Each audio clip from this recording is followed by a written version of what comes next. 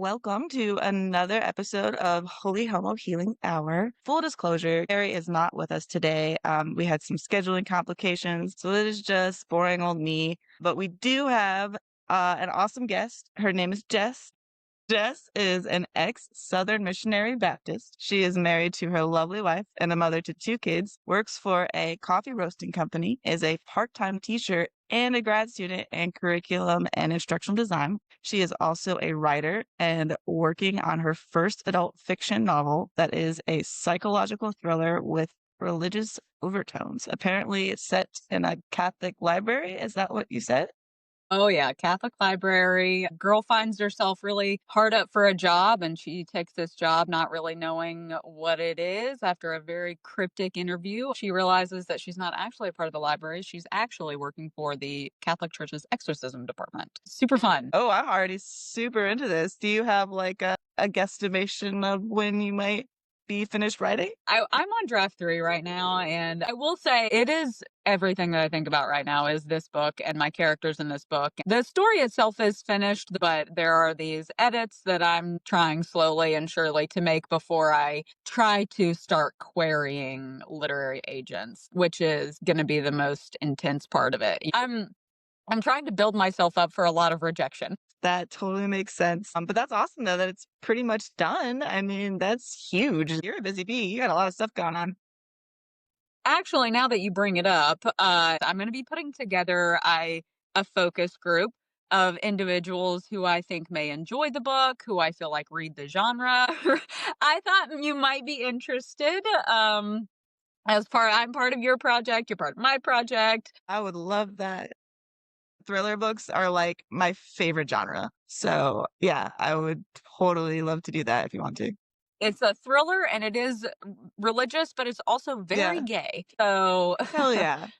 uh, That's awesome. Super. Yeah, yeah. I would love to. I got you. Brutal honesty. I'm a Scorpio. I'll be real.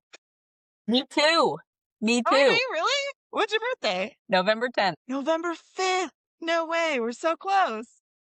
Get this. My wife, Allie, she's November 6th. Oh, that's a lot of Yeah. yeah, Scorpio energy. All right. The water signs are all very incestuous. They said it would never work, but oh boy, does it.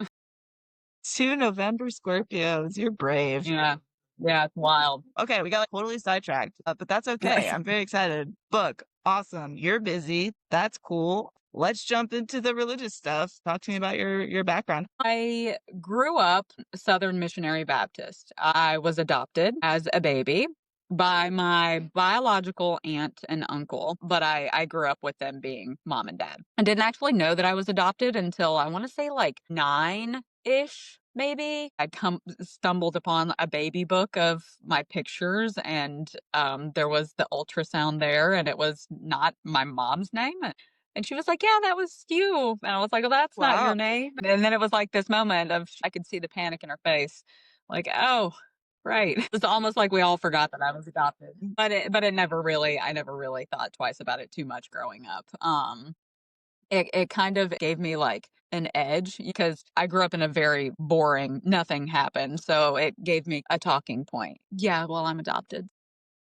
This isn't really mine. None of this is mine. I'm my own person. I'm adopted. But yeah, I grew up Southern Missionary Baptist. My mom was the treasurer of the church. My dad was a deacon. I lived I'm probably going to say about 150 paces away from the church that I went to. My aunt was the caretaker. My uncle mowed the lawn. My cousin played the piano. It was all very there were Wow. people who weren't part of my family who went to the church, but overall, it was my family who made up the church. My dad passed away in high school, and my mom remarried the pastor who baptized me when I was 7. So it's all very tightly connected.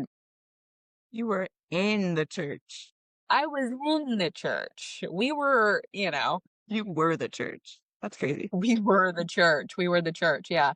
And this was in southeastern Kentucky, so very rural, very conservative southeastern Kentucky. Religion wasn't really an option. It was infused in everything. I mean, religion was an obvious. There was no do you believe in God? Obviously, like it was a fact. It's given.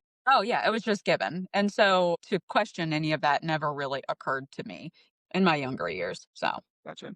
yeah. Can you explain the missionary part? Because that seems like a specific thing. Very.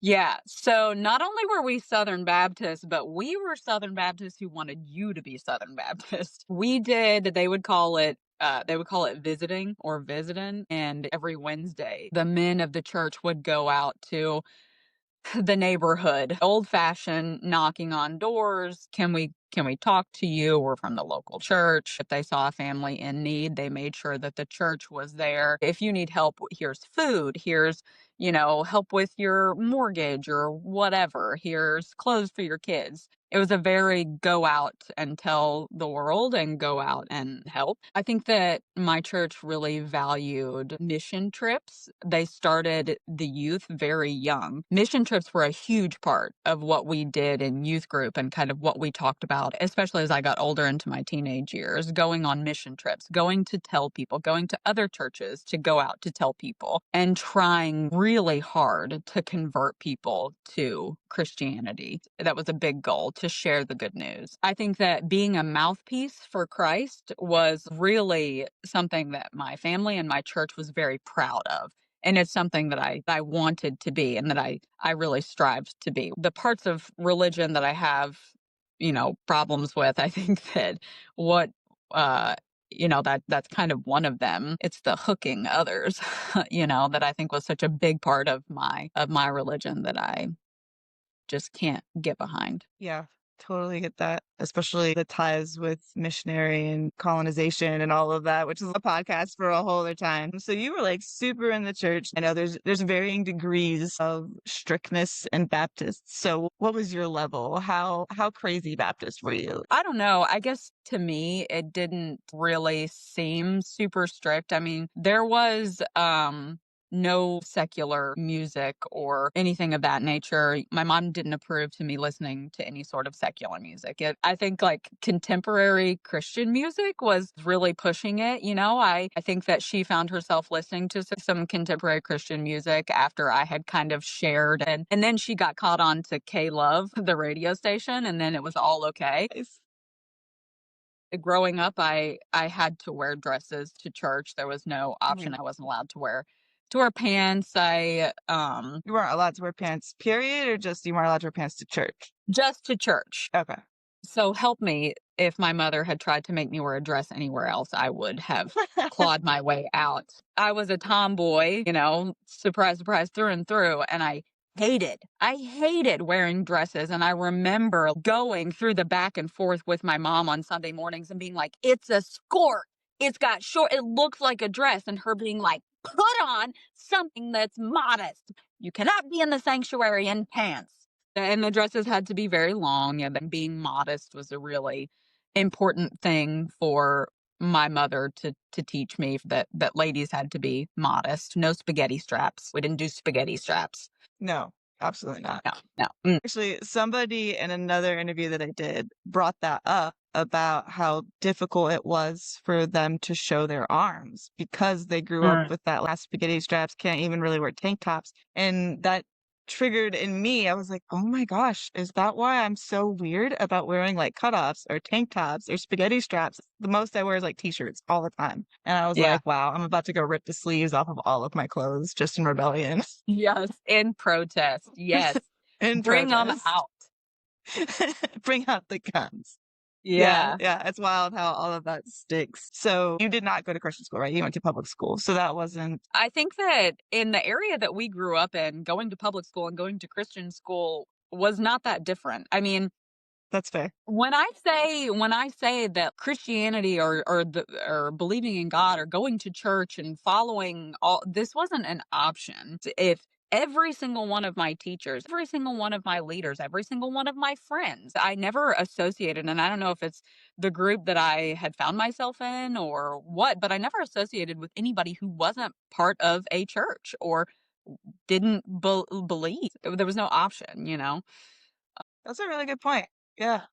My life was very infused with religion. When you're in such a high religious, smaller town, even the public school is like a Christian school. Growing up in it, this is a question that I always like to ask.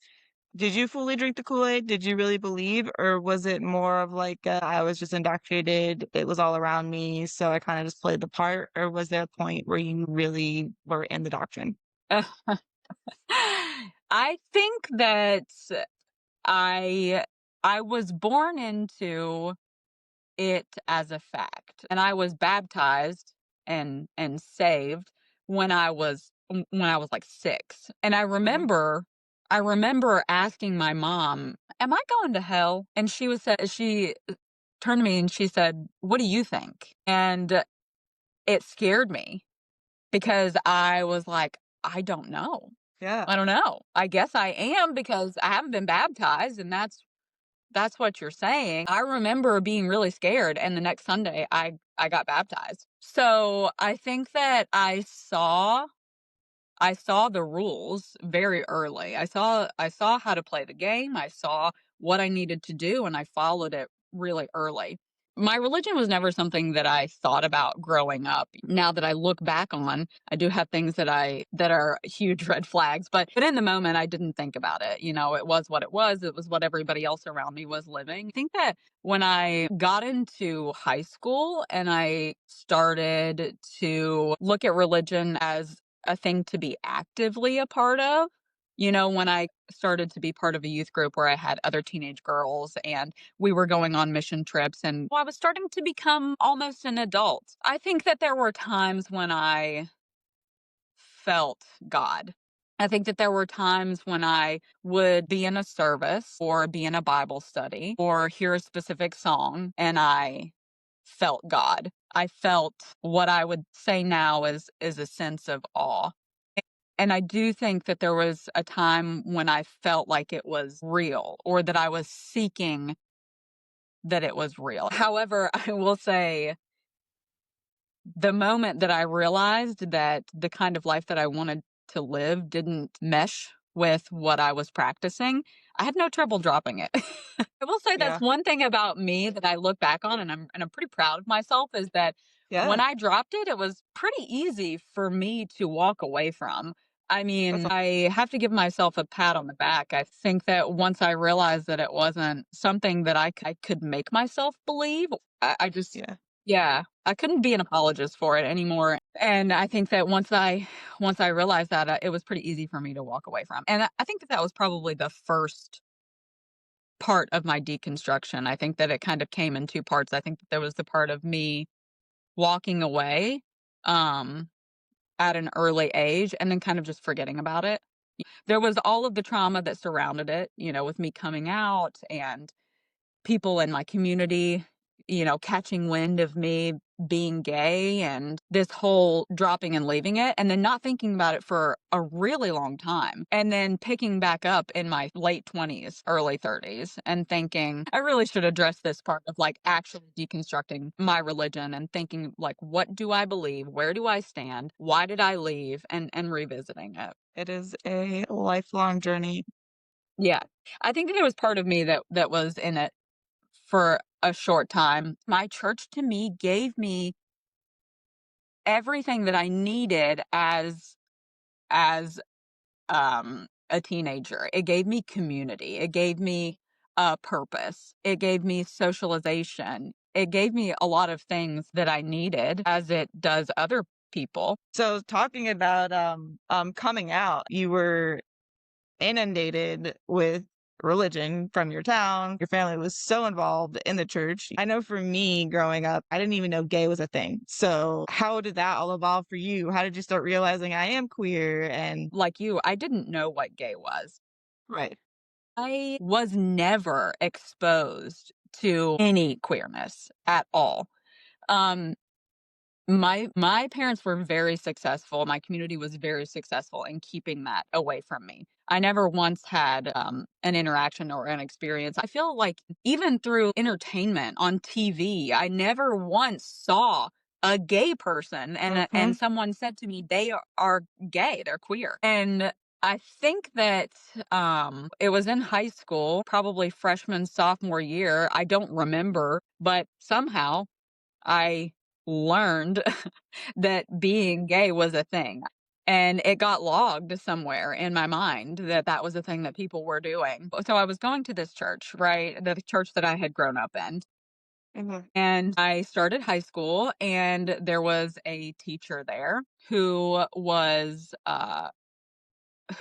the youth leader at a different church. Okay. And I remember meeting her, seeing her in the halls, and instantly thinking, "She's gay. That that girl is gay." And then learning that she was a youth leader to a youth group, and then I thought, "Oh, okay, she must not be gay. I wanna go to her church." I honestly don't know how I managed to wiggle my way into to this church. It turns out that this church was not too far away from where my church was. I mean, you can throw a stone and hit 7 churches from where I lived. Was So your family was okay with you going to a different church? Like, that wasn't a big deal? they were not. They were not. Okay. This was a very, very big deal. So Yeah, I in thought the so. Baptist church, you have a letter, right? You have a letter that says that you are a member of this church. Mhm. And I remember having a talk with my mom and saying, the youth group here at the church that I've grown, I am the youth group. There are no other people my age. Mm. There are no opportunities for me to grow in my spirituality here. I need to go to this other church because there are lots more girls my age. There's a Solid real argument. solid youth group. So I did. I met a couple of the girls who went to my school that were part of that youth group, and I got in and I joined. And um it led me into one of the most unhealthy, religiously traumatic 3 years of my life, because I do believe that there was a lot of um, suppressed sexuality in Oh, that yeah. group, and I think that there was a lot of really unhealthy relationships, and Mhm. um, trying to weasel around what was acceptable. In that first few years, I thought, this is as close as I can get. I realized, okay, I like women. I like women. Obviously, I'm never going to be able to live like that. That's not something that I'm going to be able to do. So I'm going to devote Right. myself to the church. I'm going to devote myself to this group. I'm going to devote myself to serving Christ. And this is as close as I can get. Surrounding myself with these people and maybe other women like me who are trying to suppress something is as close as I can get. And then I met a girl who I just wanted to kiss her so bad, and I thought, "You know what? Forget the church." How And old were you when that happened? 16, 16? Okay. I think I had just turned 16, but when I realized that I was having all of these feelings and I thought, "Oh, geez, I'm feeling conflicted." The rumors started to circulate Mm, in high mhm. school, in the youth group that I was in, around my community. I mean, people, grown adults who had absolutely no business discussing or talking about little Jess and her life and her sexuality were fueling the rumor mill. Adults who were supposed to be helping guide me into adulthood were just fueling the rumor mill. And I remember the last church service at that church. It was a youth group Bible study, and the youth leader there had constructed this entire lesson on secrets and how the devil works at night and all secrets will come to truth in the light of day. And I don't know if it was her plan to try to make it sound like it was just a general Bible study, but it was obviously directed at me. And I remember thinking, this is stupid. I don't want to have any part of this. And that was the last service that I ever attended there. And I left. Mhm. And I thought, Good for you. I'll figure it out. And at that point, this kind of came the point in my life when the rumors had circulated. I had left the community. I had left the church that I knew and that gave me all of the support. And I had no friends in high school. I was entering my senior year of high school. I had no friends. I had no anything. You were ostracized because of the rumors, I'm assuming? Is that why you didn't have friends? I left the church. I left the church that I was at, which was my community. The girls that Okay, I went to church with in that youth group were my friends in high school. So, gotcha. entering Okay, my senior year of high school, when I left the church, that means that I don't wanna lost your say that I was friends. ostracized because nobody pushed me out, but the rumor mill, the interrogation, the absolutely just overwhelmingly unhealthy environment that I was in, Right. with no one who was willing to help, nobody wanted to talk, nobody wanted to say, "Jess, what's up?" I made the decision to leave. Sure. The rumors started to circulate, and I thought, okay, I'm not ready to take this on. I'm not ready to be criticized for this. I was really scared. So I thought, I'm going to devote my life to church again. It's just going to be a different church. And at this point, you hadn't actually come out, right? Like this was just rumor mills, but you had never actually said "I'm gay." Yeah, rumors, everybody was talking about it. I got messages from students who attended my school that I didn't even know who they were. And I was getting messages on Facebook saying, I hear that you're having a really hard time, and I hear that maybe you're doing some things that you think are part of you, but they're not. And I won't say her name, but I mean, this one girl in particular just made it her life's mission to tell me that who I thought I wasn't. And this was all a huge mistake. And I didn't even answer the messages. You just were getting them. Right? I was just yeah, I was receiving them, and my mom caught wind of all of this. One of her coworkers or women at the church had said, "There are people that are saying these things about your daughter, and I think that you need to address it." This is a literal witch hunt. You were 16 years old, and there was a literal I was witch hunt. That 16. is, In church, I was really easy to talk to. I know that this Southern hospitality made my mom really proud. And me being able to interact with other people, me being good with the younger kids, me being good with the older people at church really made my mom proud. This like Southern charisma, hospitality that sure. I had developed from watching the other women in my church.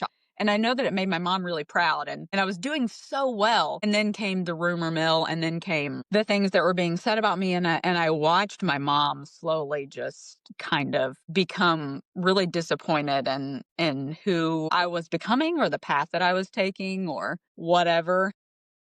Mhm. There was a lot of back and forth because in my family, we don't really talk about things overtly. We No, don't she would can't never say relate. to me she wouldn't have never ever said to me, "Jess, somebody told me that you're gay. Is that true?"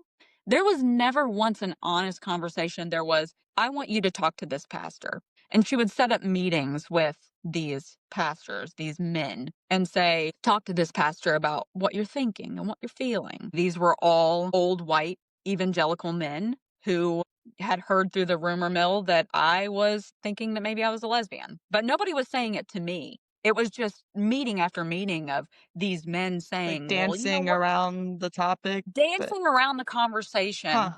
thinking, like trying to say, as a young person, you experience a lot of the, and it was just talk and talk and talk. Yeah, yeah, yeah. And finally, I thought, you know what? It's mom, forget it. So I kind of pulled back a little bit, and I started going to a different church. Mhm. Now, at least I don't know how I managed to pull this off, but there was another youth leader at another church. Very short haircut. Really? And I'd gone to several churches, and I had gone to several services by myself. I finally hit a church where I thought, is this the place where I can be? Everybody seemed really nice. And then I saw the youth leader, and I was like, this is the place for me. You just were honing in on those gay youth leaders, man. I think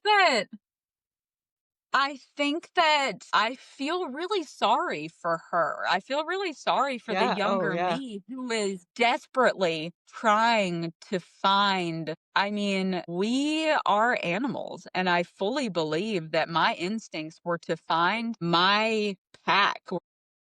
Yeah, my pack of lesbians. I don't know. Those who were like me, someone who could identify with me, someone who could show me and teach me right. and help my little gay self enter the big gay world. Yeah.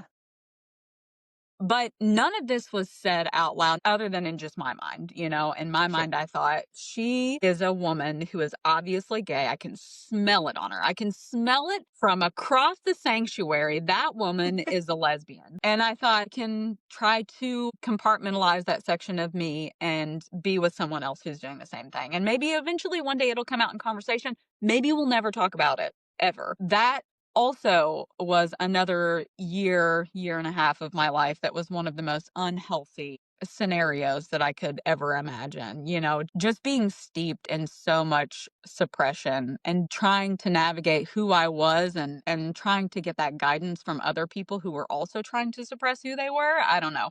Yeah, that's Um exactly what I was gonna say. You were trying to find that help, that mhm, relationship with somebody and that oneness, and mhm. in an environment that's toxic, and telling that person, "You can't be that." It's just that is a recipe for disaster. Yeah. Absolutely. Absolutely. But me as a 16-year-old girl thinking this is what I can get.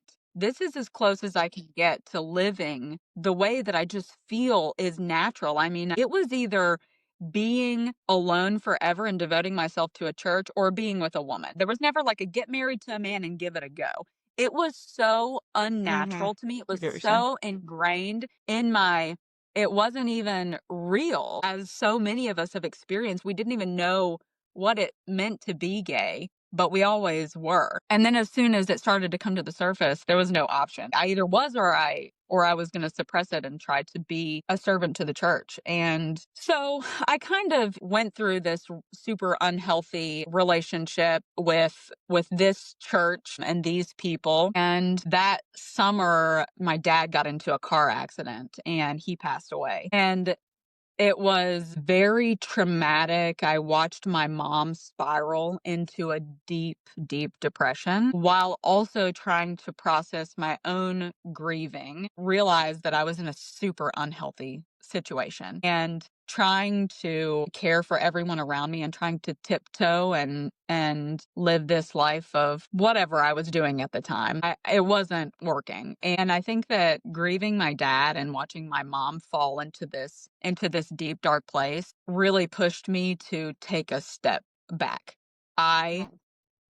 couldn't stomach being in my childhood home or my hometown or see another person. I couldn't stomach it for another minute. My mom was really incapable of handling any funeral arrangements. And so I really took the reins. I had a friend who was apprenticing at the local funeral home in our senior year of high school. He was doing like a work study at the funeral home. And he helped me a lot plan my dad's funeral. Like, what are the pamphlets going to say? Which picture do you want to use? Which casket do you want? My mom was so heartbroken, and I felt like it was my way of stepping up and kind of taking care of her, helping through this. And for a few weeks I just wallowed in this terrible place of grief and Yeah. um of like not having a direction in life, knowing who I was and lying to myself and lying to everybody else. And on top of it, this really unhealthy relationship that I had. I want to say maybe like a month after my dad passed, I told my mom that I was leaving. I was moving. I didn't really have a plan at that point. I had met a girl and things were very new and kind of just surface level, and I liked her, but she was a lot older than me, and more than me liking her, I knew that she could take care of me. And she was making a move and kind of said, "Do you want to come with me?" And I took the opportunity, and though that wasn't necessarily the healthiest relationship in my life either, I am so glad that I took it. I felt so much guilt in leaving my Yeah. mom. I'm sure. She was so sad and she was so heartbroken. She had just lost her husband and she was about to lose her daughter too. And I think that there's a lot of things that we're both fine now. We have a That's good. relationship now, and I kind of I tell myself that all is well now, but I do look back on the time and I have a lot of guilt about leaving her, but I truly think that had I not, I would have just spiraled. Honestly, that's so much to go through as a kid. I mean, you were a kid, and I think trying to when you have that much on you, getting out and an escape. I don't think Mhm. that's selfish. I think that was the best thing you could have done for sure. I I did stick around for a little while, and I went to the local college, which is where I really I met other lesbians. I Sure, met yeah. the girls soccer team at the college Of course. i in the next town over, and I thought, "Oh my god, okay, so people are living an out life. This does exist." Mhm. And that's kind of where I met the girl that I eventually moved with. I did get out, and it was a lot of fumbling from there. When we think about religion and we think about everything that it offers, I religion offers a moral compass. Religion offers prayer. It gives you an option to give up certain responsibility. It gives you a coping mechanism. It gives you a hope. And I think that that is so important for a large majority of our society. Becoming an atheist for me, deconstructing my religion, I think to myself, God, the truth is what matters. Truth above all else, which coincidentally is what I was saying when I was a part of the church. Truth. I need to go tell people that this is the truth, that God is coming back, that the scripture is the truth. And when I revisited my atheist views, I wanted to tell people this is the truth. There is no God. This is the absolute truth. The consequences be damned. I want to share the truth no matter the hurt that it might cause. And when I kind of looked at my atheism and how I felt like I was pushing people to the void who had no business.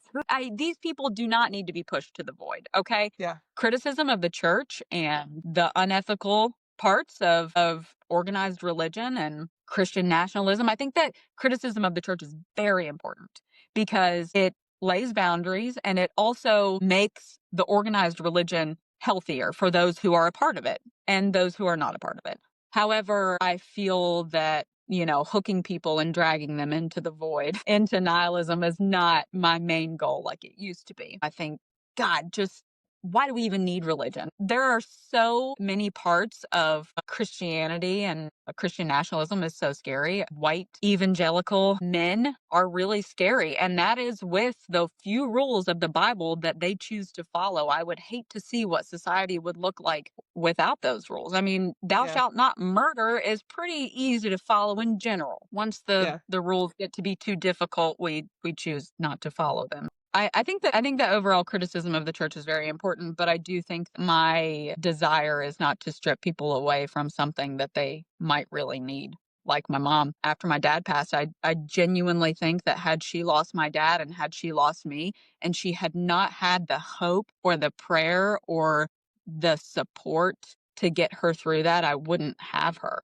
I think that's a big step in the healing process. Because same thing with me when I rejected the church and religion. The pendulum swings so far to the other side, and a lot of people do become an atheist and hate the church and hate religion and go through that whole phase, which fine, that's part of the grieving process. Like, but I think once you come out to the other side, you do start to recognize, okay, we do need to criticize the church. There's a lot of things in the church that are wrong. There's a lot of things in religion that have been corrupted, but also recognizing that sometimes for certain people, religion, Christianity, having faith in God, whatever, can actually help them. I think that's an important thing to keep in mind. And you do eventually get there. It just takes a little while. Yeah. So with your mom, when did you officially like come out, and do you mind talking about that process with your mom and maybe like the healing or where you Yeah. guys are at now? Yeah, so there was the rumor mill for a while, and nothing was said out loud. Or I went to a lot of meetings with a lot of pastors, and once my dad passed, the whole month and a half, maybe 2 months, honestly, there's a large portion of my life that I've really blocked out. I don't really remember how long it was, but that time period where I was trying to help my mom cope, and the things were just so sad and unhealthy and toxic at home. I got out as much as I could. I was going off to college the next semester, so I started going to the local college. I eventually met the women's soccer team, and it was a lot of lesbians. If that was the only time in my life when I have ever been confronted with somebody saying, "Are you gay?" And it was another lesbian my age that was asking me. It was right there in front of my face, and I was like, "No, so straight. I'm so straight." Disclaimer to our listeners, I have seen high school pictures of Jess, and let me just say the closet with glass. Like, this girl's gay, okay? So gay. So gay. There's no denying it. So all the gay women on your soccer team are like, "Oh, this little closeted gaby, it's okay." They knew. They knew, they knew, and they were so sweet about it. They were like, "Okay, cool. That's fine." I was the only girl there that was not part of the soccer team, but I was always hanging around, and they were 'Cause you were so kind, straight. and they were so sweet because 'cause I'm straight. They were like, we need to help her." But I would, like, go over and watch movies, and I would go out to dinner with them at the local restaurants. But anyway, I hung out with them for a while, and I met what I would consider my first girlfriend, Christy. She, she I don't really remember exactly what happened. I was out to dinner with the soccer team, and they saw 2 girls that looked like they might have been gay. And there was some writing of phone numbers on napkins and tee-hee-hee-hees, and, like, back and forth. And a girl named Casey got one of their phone numbers, and they were texting back and forth, and she was like, "I don't wanna do this anymore." And I was like, "Give her my phone number." And she was like, "Oh, yeah?" And I was like, "Yeah, give her my phone number. I'll do it," you know? Ha ha. I started texting this girl. We decided to meet up. She came to a soccer game, and it all kind of just bloomed from there. She was a lot older than I was. And I went over to hang out with her a handful of times. We made out in her car. It was the first time that I ever felt a flurry of excitement. It was a girl who said she liked girls, and it was me admitting that I liked girls. And it was a moment that was so relieving to me after so many years of playing this really unhealthy game. I remember going to Cumberland Falls, and she laid out a blanket, and we had a moment, and we just talked, and it was very cute. And we were leaving, and I was holding her hand in public. There weren't very many people Wow. there, but I felt very brave with her by Yeah. my side. I didn't care until I saw a group of kids that I had gone to high school with walking towards me. They were with a group of people who I'd known through a youth group. And I panicked and I went to pull my hand away and then immediately grabbed her hand again and thought to myself, I don't even care. Wow. And in fact, it overtook me so much in that moment, I went out of my way to push us towards the sidewalk that they were on because I wanted them to see. Wow. You're a badass. She had no idea that this was going on. She was like, "What are you Sure. doing? Why are you being so weird?" And they passed by and they broke neck. And I thought, "Good. Spread it around town because it's true." Dang. Because it's so Good for true. And I you. remember that being a very freeing moment. Yeah. That felt really good until a week later when my mom was like, "Is this true? They saw I was gonna you?" say, you got outed to your mom, didn't you? I did, and I kind of left the conversation and was like, "What? I don't ooh, and, whatever, I left, and don't know what my mom was doing, but she got onto my laptop, and I had taken pictures with a little digital camera of Christy and I kissing and had uploaded them to my laptop. My mom found the pictures. It was there. It was factual, photographic evidence of my lesbianism. Um, and then she came to me again and said, "What is this?" She was very angry. She was very upset. We've been through this. You've talked to people. And I was overwhelmed and I cried and I cried. And then she felt guilty. And then I just said, "I know that you don't like it, but you're going to have to live with it because this is how it is going forward. And if you're ashamed of me, just don't talk about me. In fact, I would rather you not talk about me. I don't want my name spread around this tiny town anymore. I'm so tired of being the topic of conversation for everyone here. Yeah. I am the source of everyone's entertainment. I think about all of the things that were taken from me Um, and having a genuine experience, just a crush, having a crush was taken from me. Yeah. My Yeah. first kiss, something so innocent was taken from me. It should have been me and another girl from my class or another girl from another school, and it should have been cute and sweet and pure and honest, like everybody else's. And that was taken from me because of adults who Yeah. Yep. who made me the topic of conversation, who made me their source of entertainment and chit chat. My mom and I stopped talking for a good, I want to say maybe 3 years. She would check in every now and then to make sure that I was alive. And I would check in every now and then. I would call our home phone to make sure that she would answer. Sometimes she would answer and I would just hang up. There was a complete disconnect. And I think that it came mutually because I had yet to even have the opportunity to grieve the loss of my dad. I hadn't Yeah. even had time to be sad that he had died. I was a tomboy and he was my dad. And we were very close, and my mom always knew it. I went to work with my dad. My dad and I played basketball. It was me and my dad. I never really got along with my mom. She was always the one that enforced the rules. So, of course, I naturally wanted to rebel against her. So, I think it was just finally an opportunity for me to like grieve my dad and move on and try to forget my hometown and forget all of it. Yeah. That's a lot. After that 3 years, you built that relationship back up, then how is she with your queerness now? Is she accepting or more tolerant Yeah, or so I think that when I realized that I was past the point when I should have had a mother's help. Another thing that was taken from me. When you hit 18, you're officially an adult and you're supposed to stretch your wings and go out into the world and have a safe place to come back to, recalibrate and think about what you've experienced so you can go back out into the world and try again and figure out who you are and who you want to be and how you navigate the world. And I feel like a mother's help was very important for me in that time, and I didn't have it.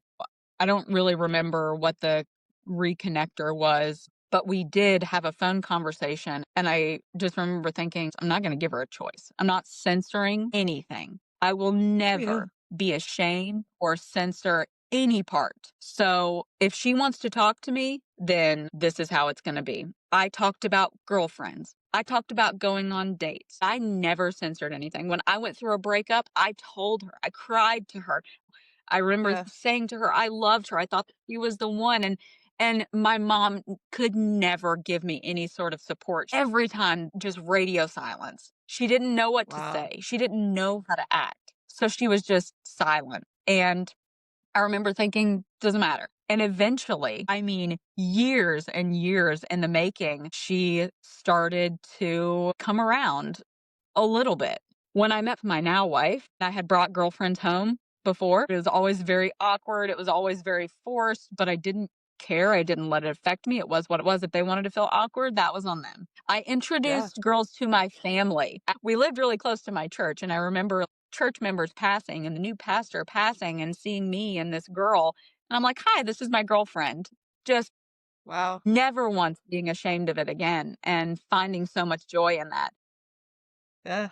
My wife is amazing, and you have seen her. She's this big blonde, curls, dimples. She's got this Southern charm. She's very easy to talk to. She's been in customer service for years. So talk about this calming, welcoming, easy to talk to, laid back Southern charm that my mother loved so much. My wife has Mm. it. There's something about her that my mom just really liked and maybe was finally a little bit relieved to see me settle with someone who was so my pace. Allie also kind of just we didn't give her an option. If she wanted to be a part, she could be a part. And we visited my hometown a couple of times and I took Allie around and she met my family and my family loved her. And by that point, everybody was like, okay, well, Jess is gay. So this is what it is. I proposed to my wife and I really hoped that we had gotten past it and my mom was going to come to my wedding. And I remember it being a huge setback when I told her that we were getting married. And there was some really awkward moments that I hadn't experienced in a long time. I remember saying, "Your invitation's gonna be in the mail," and it was really awkward, and I was like, "Oh my gosh, is she not gonna come?" About a week before the wedding, my mom was like, I can't support this. I can't come. I can't be there knowing that I feel that it's wrong." And it took me all the way back to Oh, yeah. square one. And it was really devastating to me. And Yeah. I swore to myself that I would never get emotional or let myself cry over what small minds thought of me, but it was my mom. And I felt really Yeah. heartbroken. I realized in that moment that I was always, as we do, have to be the bigger person. And it was a moment that I 100%. realized this is the journey for the rest of my life. I have to be the bigger person. And it's not fair. It's not fair at all. But for all of the times that my church and scripture told me to be compassionate, I felt like I was dishing it out far more than I was receiving. I'm realizing, okay, I just have to be the bigger person and I have to accept this and I have to not cut her off because I felt like I wanted to just cut my losses and say, then if you can't love me fully for who I am, if you can't be here for me on my wedding day, my dad already can't walk me down the aisle. If you can't do that for me, then you can't have any part of me. You have no right to experience any part of me. It's not fair. Yeah. And I thought that's not a true compassion. That's not how to move forward in the world. And so from the time that my wife and I got married, which was 2019, don't tell her I forgot the year, until now, I know that if there's a relationship to be had, then it's going to depend on my maintaining and my upkeeping. Still to this day, I don't censor myself. And, we have 2 kids who love their mama, and I call her, I FaceTime her, I share pictures of my kids with my family members, and I never give them an option. And I think that so many of them at this point have moved over to love and acceptance. I mean, I'm sure that most of them think that I'm going to hell, but that doesn't really matter. But I think that I just recognize that I have to be the bigger person, and Yeah. that is how the rest of our relationship will be. And I love my mom very much, and I think that she is a product of how she was raised. She is a product of religious trauma, just like Yeah. I am. I have to love her for where she is at, and Yeah. I can only hope that she's saying the same for me. As someone who very much relates to everything you just said and had the same type of relationship with their mother, I give you props because it is very difficult and it is exhausting. And I will say that I went the opposite direction. Part of the reason why Carrie and I eloped was because I did not want to deal with my mom not being there. And I currently am no contact with my mother for a lot of reasons. And my mom is probably one of the nicest people you will ever meet. She's very kind. That makes it more difficult. It's just different for everybody. And if it comes to a point where it's just causing you constant pain, then sometimes it's okay to take a step back.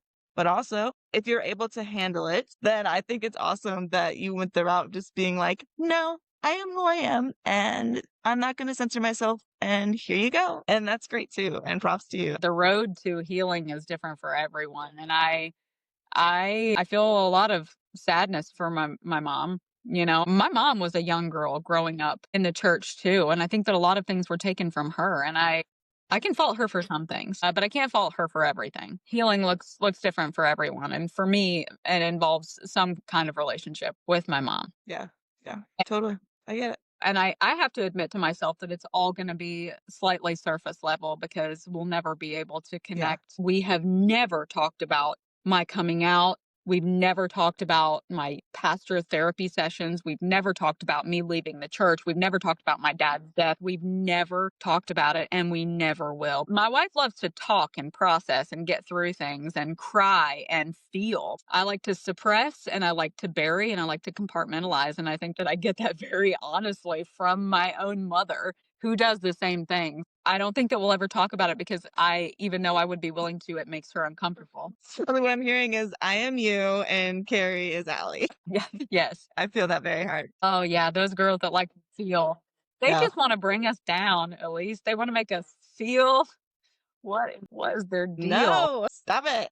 Um, can you delve a little bit into your deconstruction? I know you said that you dropped it and then just didn't think about it and then started to deconstruct. Can you delve into that and kind of where you're at now? Yeah, yeah, I think part 1 of my deconstruction was dropping it, Mhm. and after that, I developed this, um, fascination with scary movies and horror, and I realized that my interest mostly centered around a lot of religious horror. So, like The Exorcist, The Exorcism of Emily Rose, The Conjuring. I loved them. They were just so spooky and thrilling and oddly comforting for some reason. And Makes sense. I thought, yeah, why is this so comforting to me? Why do I enjoy this so much?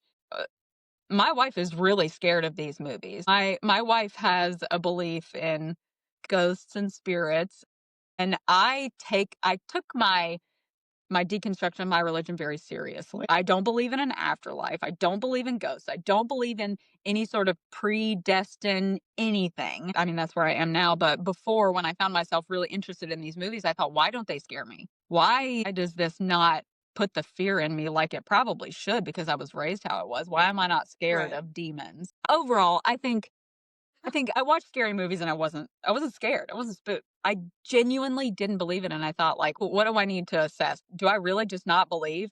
And that took me into studying and reaching out to other people who were further along in their deconstruction process and why they chose not to believe and how they manage. Because for so long after losing my religion, I was still praying. I hadn't really believed in God in years, but I still found prayer was a way for me to cope, was a way for me to let go of responsibility. I think that Mhm. religion in my childhood, everything was from or for God. If you had a success, it was from God. God Mhm. made a path. If there was a failure, the devil got in your way.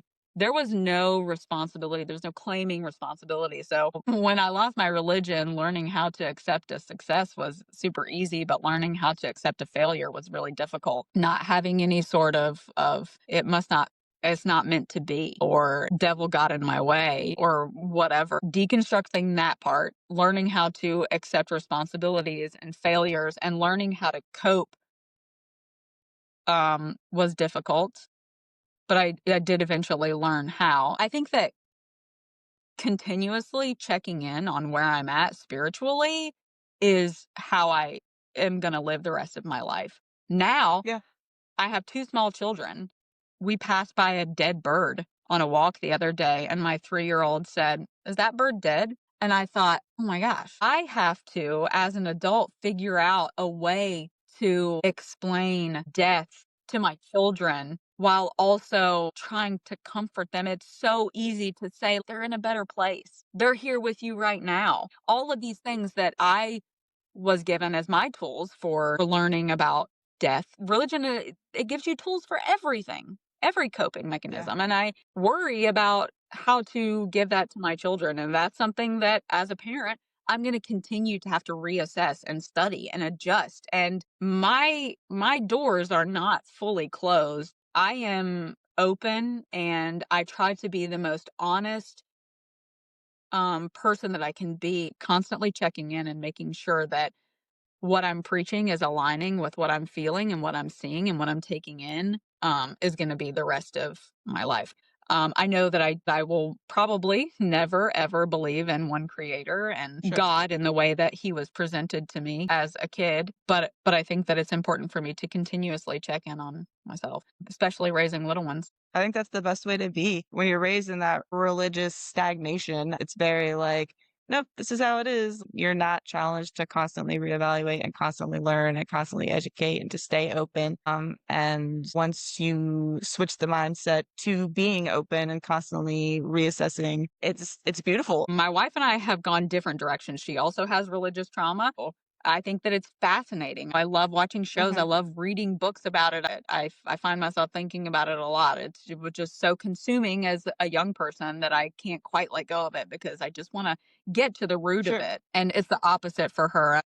She sees a church and she's like, "Bleh." um, So funny how everybody's so different and healing, and it's such a weird thing. But hey, well, I guess this is a good time to ask the final question. It's the final question. So we always try to wrap up our show with the question: if you could go back to baby gay Jess in the pews or wherever, what would you say to her? I think the general thing that every queer person says when they're thinking about who they were, it's not you, it's them. You are so genuine and so pure, and it's not you, it's them. But I also think I am pretty proud of myself for the way that I kind of fought my way out. But I would say, like, stop trying to find someone who can lead you, who can show you how to be gay. Stop looking for the mother that you lost, because you're not going to find it. I think that I spent such a long time looking for someone to try to lead me and show me where I needed to be and show me how to grow into adulthood. That took me to a lot of wrong places. Now that's not my fault, but I needed just one butch lesbian who was ready to show me how to enter the world. I needed a strong, smart, intelligent butch lesbian to show me how to spread my wings. Find her, find her. Stop looking at other youth leaders. Other than that, yeah, I think my main words to my I know. younger self is, it's not you, it's them. Just keep your chin up. Be the butch lesbian you want to see in the world. Yeah, that's it. That's it. Yeah, try to find a genuine someone who is out there and living happy and healthy. Otherwise, to my younger self, just, it's not you, it's them. You know who you are. Don't think twice about Heck yeah. Good stuff. Good words of wisdom. it. Also, side note, you have such pretty hair. Is that your natural curl? It is, yeah. This is my natural curl. It's so pretty. It's a lot grayer than it has been. It is got a lot of grays coming in. I think it looks awesome. I am also trying to grow out my grays, but they're Dress not gray. doing much. Um So I'll have the cool grays like you someday. Thank you so much for listening. The easiest way to support us is to subscribe and smash that ratings button. New episodes come out every Wednesday at 7 p.m. Eastern Time.